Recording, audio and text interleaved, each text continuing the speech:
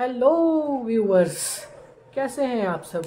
Welcome to my channel D Lex Legal. Myself Danish Siddiqui advocate and I am here to discuss the Indian penal code 1860 for the purpose of APO एंड PCSJ preliminary exam. So कल हम लोगों ने last video में जो है वो discuss किया था आपका कि अबेटमेंट ऑफ अ थिंग क्या होता है।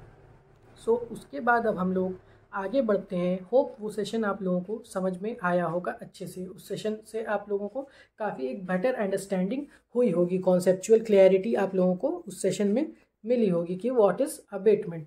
सो आज के सेशन में हम लोग पढ़ेंगे अबेटर कि अबेटर कौन होता है। Who is a person who is known as abettor. So आइए हम लोग शुरू करते हैं। तो mainly as a prudent person अगर हम लोग पढ़ते हैं इसको, अबेटर कौन होता है। वो शख्स अबेटर होता है जो कि अबेट करता है ऑफेंस किसी को करने के लिए। That person is known as abettor. But हम लोगों को इसकी बेयर लैंग्वेज पढ़ना है जो कि और अच्छे से इसको कॉन्सेप्चुअल क्लियरिटी के पर्पस से हम लोग फॉर द बेटर अंडरस्टैंडिंग हम लोग इसके डेप्थ में थोड़ा जाएंगे। इसी वजह से थोड़ा अबेटमेंट पे जो है टाइम टेकिंग लग रहा है हम लोगों को। इसके बाद फिर एक सेशन और होगा, तब फिर जाके हम लोगों का जो है ये अबेटमेंट का जो टॉपिक है वो कंप्लीट होगा। तो चलिए शुरू करते हैं। A person abets an offence who abets either the commission of an offence और the commission of an act which would be an offense if committed by a person capable by law of committing an offense with the same intention or knowledge as that of the abetter। So generally यहाँ पे ये कह रहा है कि abettor जो है वो शख्स है जो कि अबेट करेगा एक ऑफेंस करने के लिए, either commission of an offence या फिर कोई ऐसा एक्ट करो जो कि एक ऑफेंस हो, एक ऐसा एक्ट करने के लिए जो कि एक ऑफेंस हो, या फिर committed by a person capable by law of committing an offence. कोई एक शख्स जो है वो कैपेबल है, सेम पर्सन है जिसको कॉन्सिक्वेंसेस पता है कि ये हम एक्ट करेंगे तो इसकी कॉन्सिक्वेंस क्या होगी, और इंटेंशन है उसके पास, नॉलेज है। कैसी इंटेंशन नॉलेज रहेगी कि अबेटर वाली इंटेंशन और नॉलेज रहेगी, तो वो अबेटर कहलाएगा। So that is the person who is known as abettor. So इसका और हम लोग बेटर अंडरस्टैंडिंग के लिए इसके एक्सप्लेनेशन जो है, पांचों एक्सप्लेनेशन है, बहुत ही मोस्ट इंपॉर्टेंट एक्सप्लेनेशन है। ये हम लोगों का टू द पॉइंट होना चाहिए, टू द टिप होना चाहिए, क्योंकि ये प्रीलिम्स में यहाँ से बहुत सारे क्वेश्चंस फ्रेम होते हैं।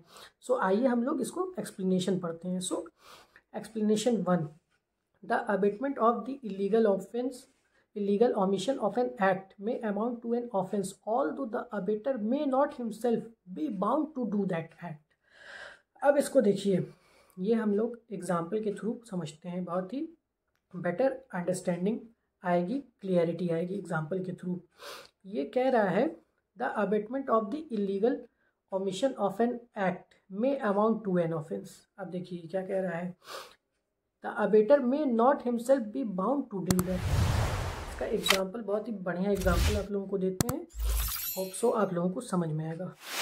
फॉर एग्जाम्पल, जैसे कि मान लीजिए एक किसी की ड्यूटी है, फॉर एग्जांपल पुलिस वाले की ड्यूटी है, बाउंड बाय लॉ है, लॉ ने उसको एम्पावर कर रखा है, बाउंड किया हुआ है कि अगर कोई ऑफेंस कमिट हो रहा है तो तुम्हारी लायबिलिटी है, तुम्हारी ड्यूटी है कि तुम वहाँ पे उस ऑफेंस को होने से प्रिवेंट करो। इसका एक एग्जांपल हम देते हैं, जैसे कि आप लोगों ने वो मूवी देखी होगी गंगा जल। तो गंगा जल में एक सीन था, वहाँ पे डीएसपी रहता है, डीएसपी समथिंग, शायद Bhurelal, I don't know exact name याद नहीं आ रहा है। सो मुन्ना यादव वहाँ पे आता है जो वो ऑफेंस जो है उसके सामने कमिट करता है। सो जो डीएसपी का सबऑर्डिनेट रहता है, दैट मंगनी Ram, I think that was that guy, तो वो रुकता है, प्रिवेंट करने जाता है। सो डीएसपी जो है वहाँ पे एक, ये आप लोगों ने सुना होगा, काफ़ी मीम्स वगैरह भी उसके बनते रहते हैं, ये तो साला होना ही था, ये आप लोगों ने सुना होगा ये मीम्स वगैरह। तो वहाँ पे ये क्या कर रहा है, इसकी ड्यूटी थी, क्या कर रहा है वो अपनी ड्यूटी को इलीगली उसको ऑमिट कर रहा है, इलीगल ऑमिशन वो अपने पार्ट पे कर रहा है, और इलीगल ऑमिशन वहाँ पे हो रहा है, और फिर क्या हो रहा है, एक ऑफेंस हो रहा है उसकी मौजूदगी में, क्योंकि वो बाउंड बाय लॉ था, वहाँ पे उसकी ड्यूटी थी कि प्रिवेंट करे, बट उसके सामने एक ऑफेंस कमिट हो रहा है। तो यहाँ पे वो क्या कहलाएगा, अबेटर कहलाएगा, भले ही वो ऑफेंस खुद उसने ना किया हो, but he is omitting on his part that in the presence of him the offence was being committed. So यहाँ पे उसने क्या किया, इलीगली ऑमिट किया। सो ये एक्सप्लेनेशन 1 है, वो अबेटर कहलाएगा। फिर आप आते हैं एक्सप्लेनेशन 2।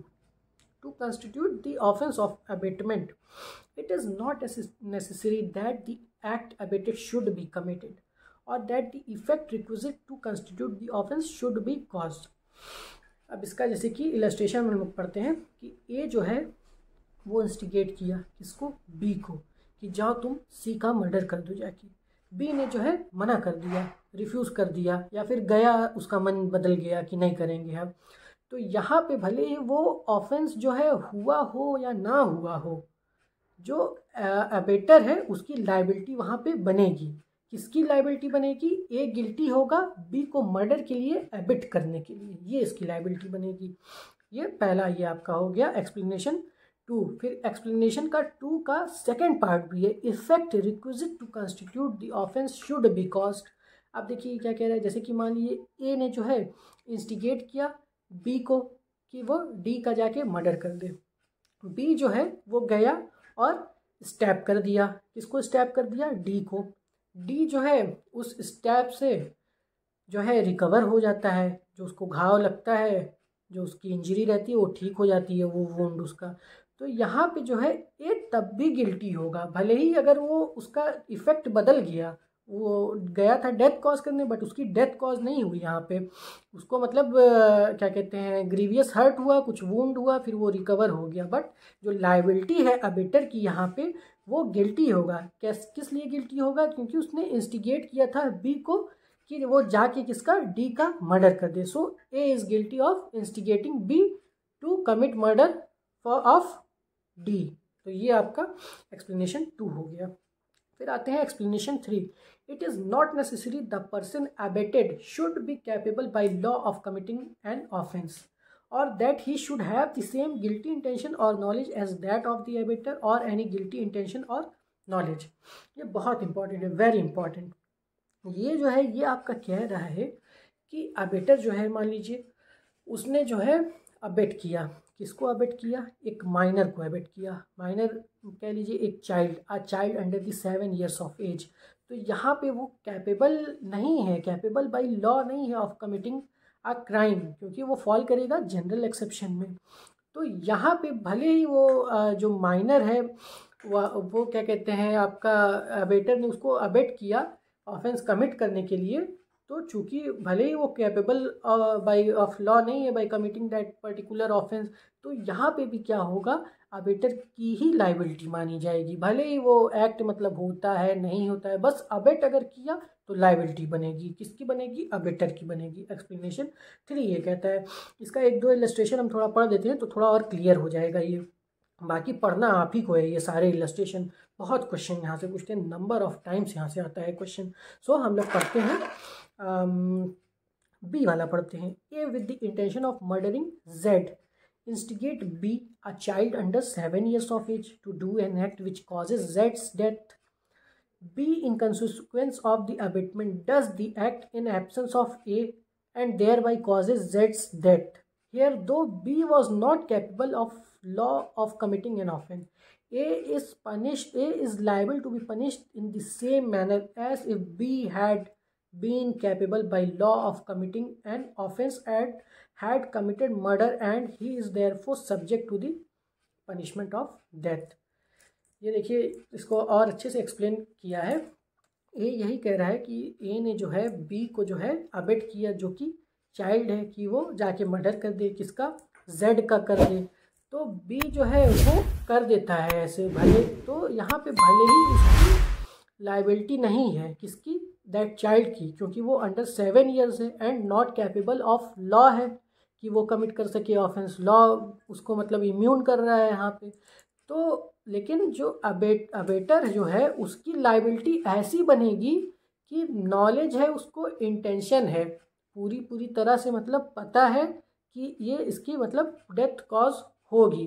तो जैसी मतलब नॉर्मल सेन और सब्जेक्ट टू लॉ जो है वो मतलब उसकी जो लाइबिलिटी होगी ऑफेंस कमिट करने की, तो वो सेम जो है एबेटर की बनेगी, भले ही वो कैपेबल ऑफ लॉ क्यों ही ना हो। ये मान लिया जाएगा कि एबेटर को नॉलेज थी, उसकी इंटेंशन था कि ये ऑफेंस कमिट होगा, तो जैसी मतलब एक सेन पर्सन की बनेगी जो कि मतलब लाइबल होता, मेजर पर्सन अगर होता, तो वैसे ही सेम उसकी एबेटर की वो बन जाएगी।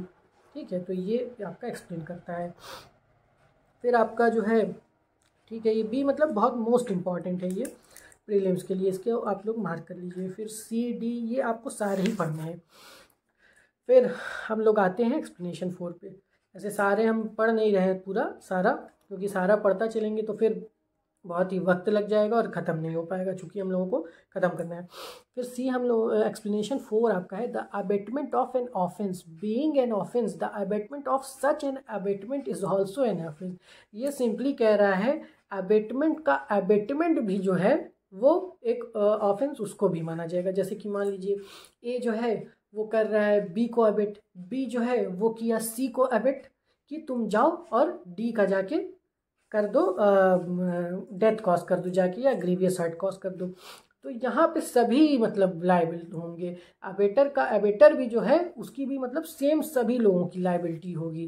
ठीक है, ये आपका एक्सप्लेनेशन 4 है अबेटमेंट के द्वारा। इसका आप इलस्ट्रेशन पढ़ लीजिएगा तो और आपको क्लियर हो जाएगा। फिर आपका आता है एक्सप्लेनेशन 5 आपका आता है। Explanation 5, it is not necessary to the commission of the offence of abetment by conspiracy that the abater should consult the offense with the person who commits it. It is sufficient if he engages in the conspiracy in pursuance of which the offense is committed. अब देखिए ये क्या कह रहा है। For example, जैसे कि previous हम लोग सेशन में लिया गया था वो सिक्योरिटी गार्ड वाला एग्जाम्पल हम लोग लिया गया था। तो यहाँ पे ये क्या बताना चाह रहा है कि मान लीजिए एक सिक्योरिटी गार्ड है, ठीक है, उसकी जो है ड्यूटी है, लाइबिलिटी है उसकी सिक्योरिटी करना बैंक की।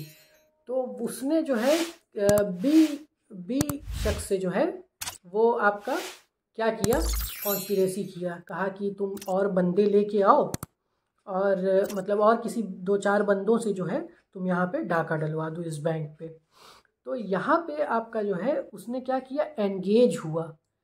किससे एंगेज हुआ, बी से, जो कि एक इंडिविजुअल था। क्या करवाने के लिए, एक कॉन्स्पिरेसी किया, किस लिए, बैंक में डाका डलवाने के लिए। तो यहाँ पे ये कह रहा है कि ज़रूरी नहीं है कि अबेटर उसी के साथ कॉन्स्पिरेसी करे जो ऑफेंस करे। ऑफेंस मान लो बी नहीं ना किया, ऑफेंस बी ने नहीं किया, बी ने करवाया, सी डी ई से मान लो कराया, तो यहाँ पे ज़रूरी नहीं है कि सी डी ई से ही ऑफेंस करे, बस वो एंगेज हो गया, बी से एंगेज हो गया इन the pursuance of that conspiracy act, offence commit हो गया।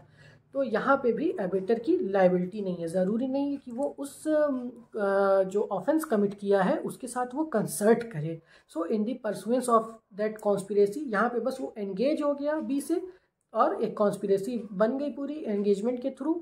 और तो ज़रूरी नहीं है कि उसी के साथ ये एंगेज हो जो ऑफेंस कमिट करे, बीच वाले के साथ एंगेज होता है तब भी माना जाएगा कि उसने एबेटमेंट किया। ठीक है, सो ये आपका एक्सप्लेनेशन 5 है। सो यहाँ तक हो गया। अब हम लोग पढ़ते हैं section 108A, abetment in India of offence outside India.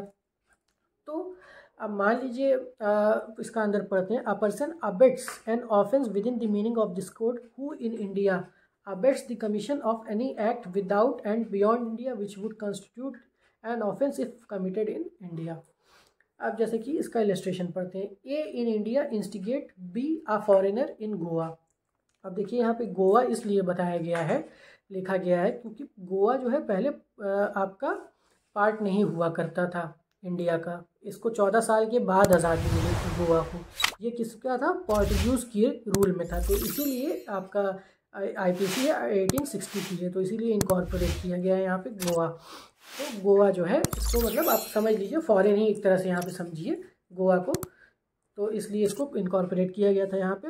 तो ए जो है इंडिया में, चलिए गोवा हटा देते हैं, ये इससे आप लोग कंफ्यूज नहीं होइएगा। यहाँ पे हम लिख देते हैं कोई भी लाइकवाइज हम लिख देते हैं, चाइना लिख देते हैं, चाइना नेपाल लिख देते हैं। A India instigates B a foreigner in Nepal. मतलब ए जो है इंडिया से जो है, बी जो है वो नेपाल में है, उसको इंस्टिगेट करता है कि एक मर्डर तुम कर दो। कहाँ पे? नेपाल में। तो यहाँ पे भी जो है ये माना जाएगा कि which would constitute an offence, वहाँ पे वो ऑफेंस हुआ बट माना जाएगा, डीम्ड वो माना जाएगा कि वो इंडिया में हुआ। तो यहाँ पे भी क्या होगी? एबेटर की लाइबिलिटी होगी, भले ही उसने आउटसाइड इंडिया ही क्यों ना एबेट किया हो। सो ये आपका सेक्शन 108A है। सो यही आपका हो गया पूरा अबेटमेंट ऑफ अ थिंग और अबेटर का। अब कल जो है, कल ज़्यादा मुश्किल नहीं है, सारे ये पनिशमेंट से रिलेटेड है जितना भी। सो कल होपफुली हम लोग ये इसको पूरा कंप्लीट कर लेंगे। सो टिल देन आप लोगों को अगर मेरा ये सेशन ज़रा सा भी इंफॉर्मेटिव लगा हो, आप लोग को हेल्पफुल हो, समझने में अच्छा मतलब लगता हो, इंफॉर्मेटिव हो, तो आप लोग इसको प्लीज़ लाइक करिए, शेयर करिए, सब्सक्राइब करिए। ये सिर्फ beneficial only, not only for the aspirants who are preparing for PCSJ and APO exam, बस this is also helpful and beneficial for the law students who are still in the college studying law. So उनका एक base अभी से बन जाएगा इस तरह से, अगर वो बेयर अप को गो थ्रू करेंगे। सो मैं यही एडवाइस करूँगा आपको, चाहे आपको आगे इन फ्यूचर आपको प्रैक्टिस में चाहे आना हो या फिर आपको जुडिशियल सर्विसेज के लिए प्रिपरेशन करना हो, सो आप एक हैबिट अपनी बना लीजिए अभी कॉलेज के ही टाइम से कि आप बेयर एक्ट पढ़ने की हैबिट बना लीजिए और इसको इंटरप्रिटेशन करना सीखिए, क्योंकि जितना आप बेयर एक्ट पढ़ेंगे उतनी आपकी क्लियरिटी होगी लॉस के ऊपर। सो आप लोग को अगर ज़रा भी ये अच्छा लगा हो, इन्फॉर्मेटिव लगा हो, तो आप लोगों से मेरी गुजारिश है कि इसको लाइक करिए, शेयर करिए और लोगों को भी इससे जोड़िए, जो कि ये पढ़ के उनके लिए भी बेनिफिशियल वो हो सके। सो टिल देन आप लोग से नेक्स्ट सेशन में मुलाकात होती है। थैंक यू सो मच, शुक्रिया to all of you and bye bye.